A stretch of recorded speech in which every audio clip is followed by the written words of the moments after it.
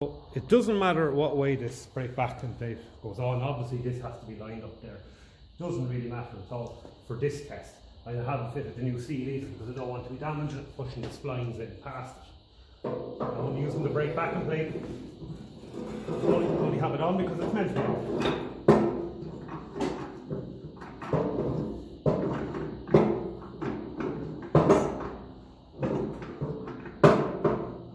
Contrary enough.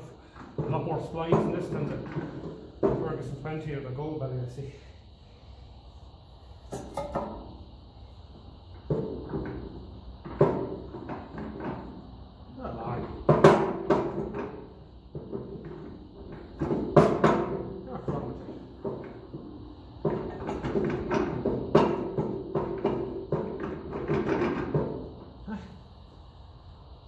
Splines are a lot finer. That wheel is off the ground. Might look at the end of the spline, maybe the part washer, maybe they burred over a little bit. And I'm washing it upside down.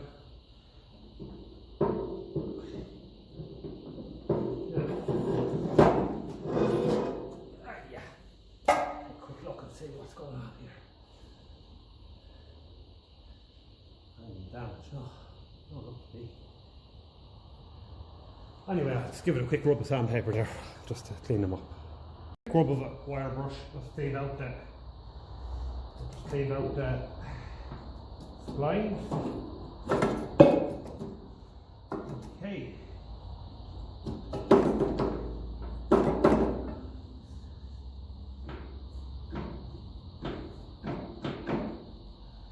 Okay. Now, over here.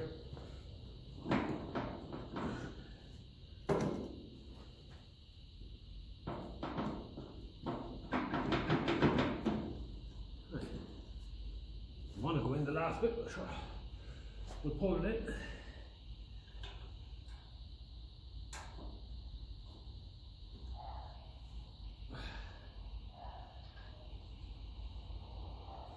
Remember these lovely head bolts, unbelievable quality. They're going to make putting this back together a lot easier.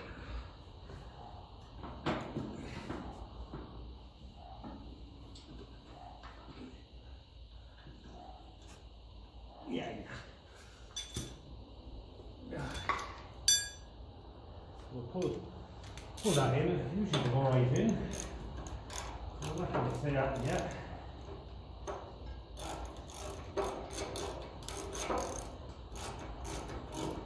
Oh yeah, put it in there easy enough. And then, so what I also had to do was let down the other side of the tractor because it was actually to be a slight flex, and that would stop the things from lining up. Be a flex in the diff. The diff would be slightly, because there'd be only one half shaft in it. It would be flexing, and that was stopping things lining up. So I let it down. It's on the axle stand. I can jack it up again then to check that. Check the end float.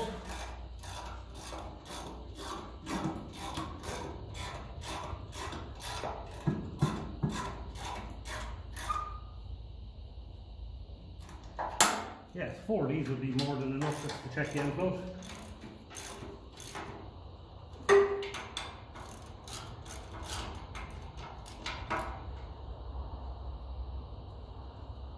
I'll come back when I have them tightened up.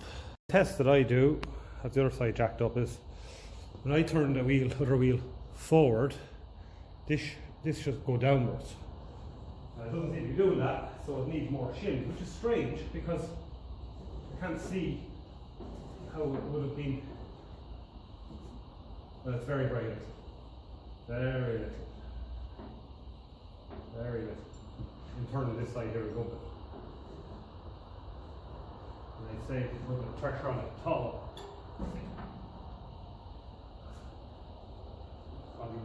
Yeah. So that is good news. That means I can work on the shims on the other side. So it means I can actually put this back together. Because I've loads of shims, and if I need to add a shim, I can put it on the other side. It's only going to be tiny. So let's get this back out, get the seal in, and get this rebuilt. So I'm going to tap in this new seal. just ran a degreaser wipe in there around where it's meant to go.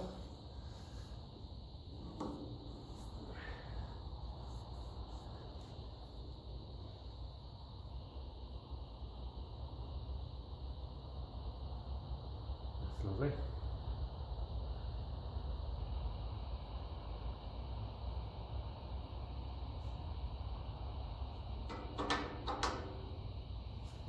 I'm going to use this as a colour off Woodruff Ferguson 20. It needs to be the same weight, so I'm going to use that. I left down my hammer there somewhere. Jeez, I'm all fucking that hammer. I'll come back when I find it. Armed with a hammer. Yeah.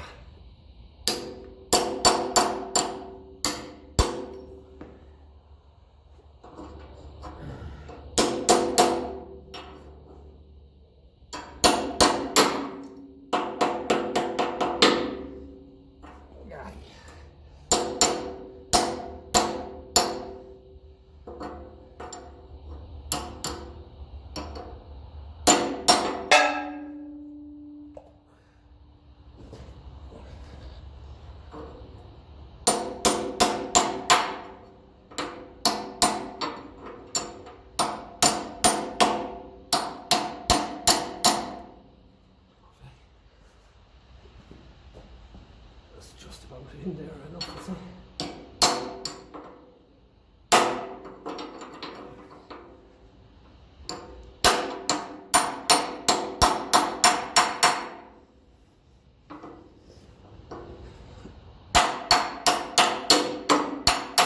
That's the sound.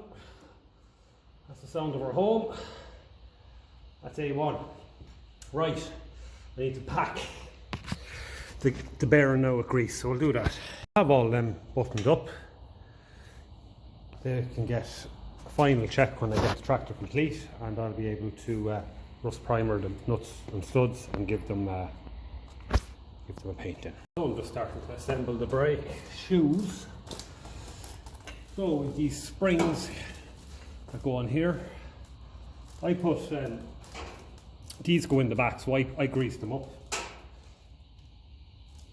just in case they decide to start squeaking and stuff like that. I'm sure it does.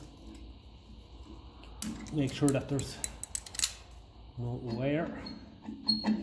So I must have forgot to grease this one. So we'll take them off again, because every 35 and 135 in the country has squeaky brakes, and all it's down to is just to put a bit of grease on the back of these. That's all it is. Just literally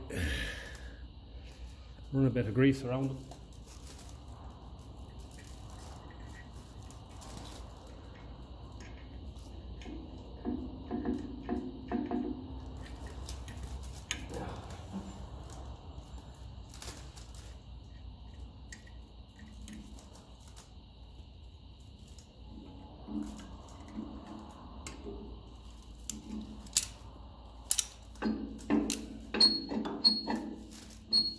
Oh, yeah, I know what's happening there.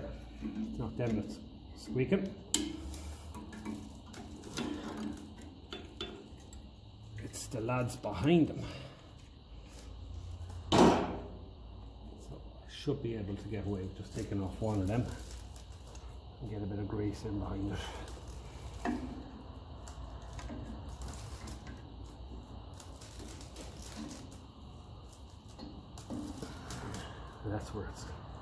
That's where she's squeaking.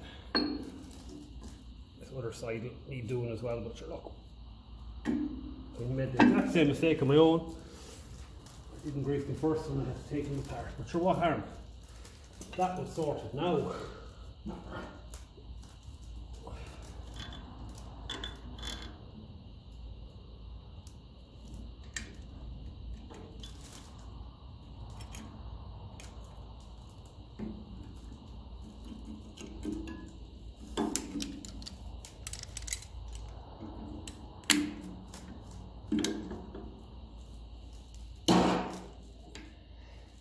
I did this on the gold belly, and the brakes are pure quiet. And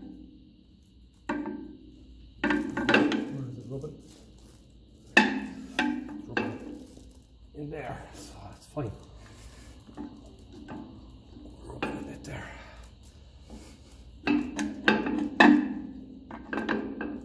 That should do it.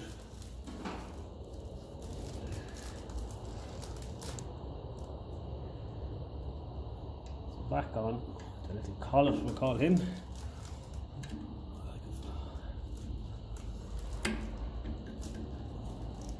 Give him a twist. Now, it's quieter. Bottom one, we won't make that mistake. We'll make sure that we put grease on the poles that rub, and we'll work out where they rub.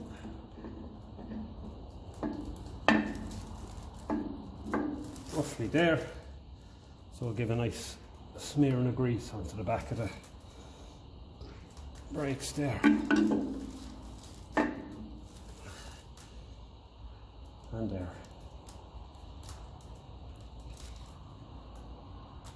That should get rid of that. Okay. So I'm going to get a bungee just to hold that up. I'll show what I'm doing here. I'm sort of tapping in the new Woodruff key there. And I've got my spring on there and I have the washer. So we'll see how this goes together now. There, now it's all in. The washer is pushed up there again. The back brake back and plate. The spring is on. And we're in there now as well. So we're all looking good, so I can start rebuilding the rest of the brakes. Top spring on, so I'm just going to pull on the bottom spring there now. So that's that done.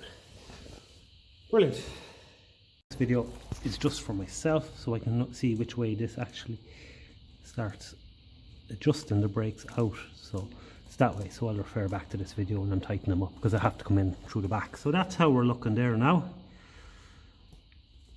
Ready for a brake drum.